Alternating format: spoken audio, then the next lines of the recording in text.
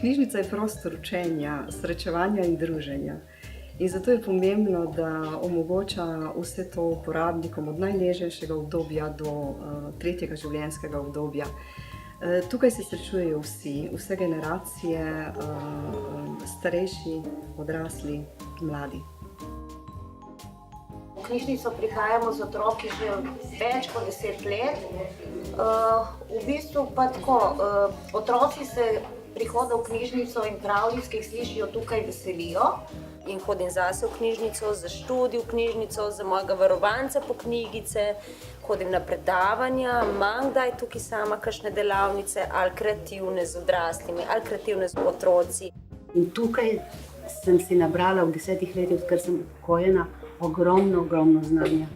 Dost mi pomeni tudi druženje, dobim tukaj sebi primerne prijatelje. Zame je najbolj pomembna dejavnost delo z uporabniki varstveno-delovnega centra iz Izole. Knjižnica za nas pripravlja že par let razne potopisna predavanja, razne delavnice umetniške, beremo knjige, predvsem pa je Špela za nas pripravila bralno značko za naše varovance.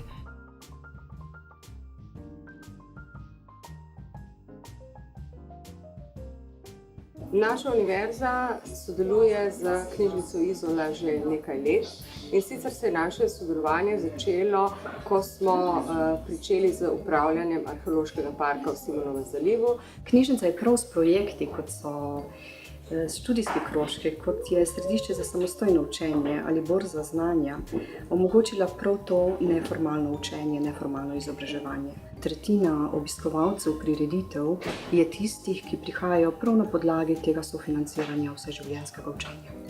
Pripravili so mi tukaj razstavo, ker namreč tudi kaj rišem, slikam in tako naprej, sem imel razstavo. Bolj so me povabili kot zanimivega Izolana. To so mesečni klepeti z našimi someščani, seveda tudi uporabniki te knjižnice, ki jih skozi pogovor kot novinarka predstavljam. Ko sem izdala prvo knjigo poeziji, mi je knjižnica omogočila tudi predstavitev in dejansko tako se je potem začelo naše sodelovanje. Rad razstavljam, rad sem z njimi, ker imajo nekako neko dušo. V tej knjižnici je neka toplina. Pripovedujemo predvsem stare ljudske pravljice, organizira knjižnica večere pripovedništva. Naša knjižnica deluje kot res hram znanja v Izoli.